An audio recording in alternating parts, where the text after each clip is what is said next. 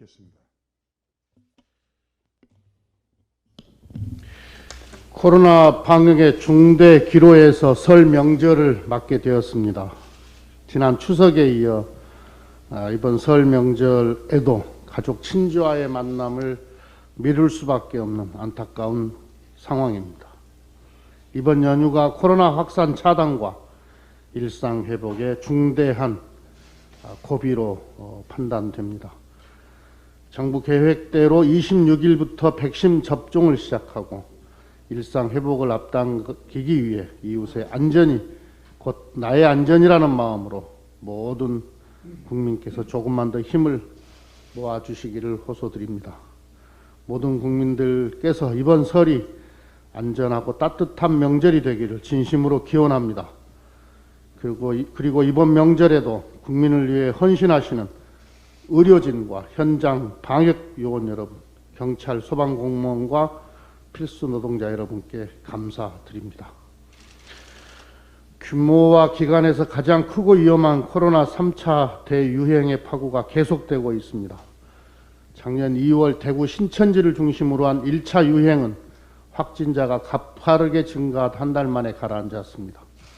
8.15 광화문 집회를 계기로 한 2차 유행은 확진자가 늘었다 줄기를 반복하다 2달 만에 끝났습니다. 그러나 11월부터 시작된 3차 유행은 하루 확진자가 1000명을 넘기도 했고 기간도 석 달을 넘어서고 있습니다.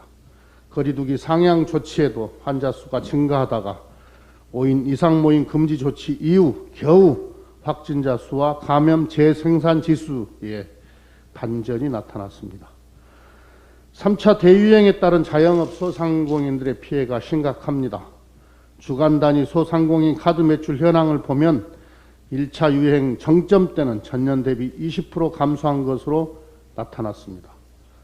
2차 유행 정점에서는 카드 매출이 전년 대비 25% 감소했고 3차 유행 정점이었던 작년 12월 둘째 주에는 29%가 감소했습니다.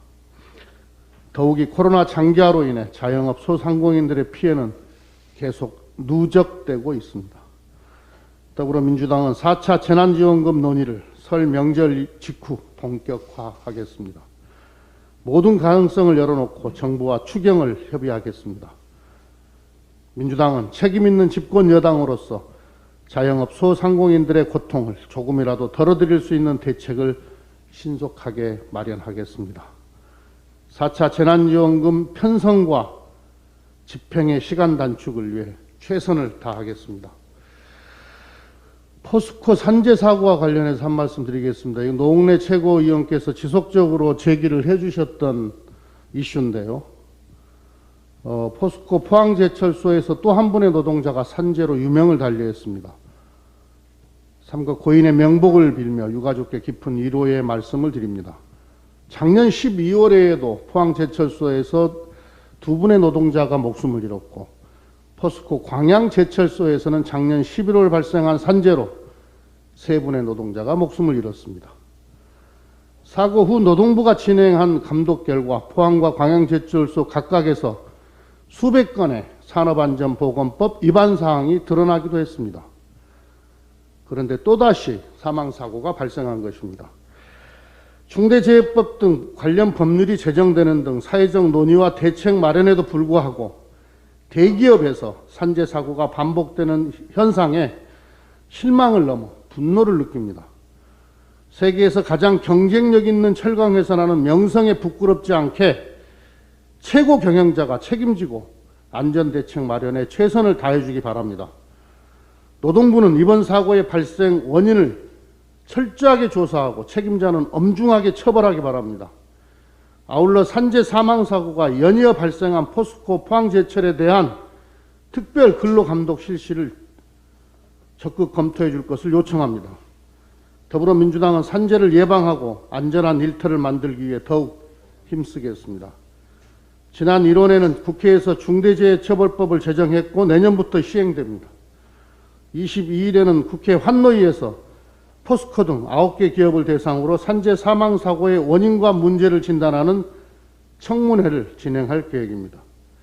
아울러 민주당과 정부는 산재 예방을 획기적으로 강화하기 위해서 산업안전보건청 신설을 추진하고 있습니다.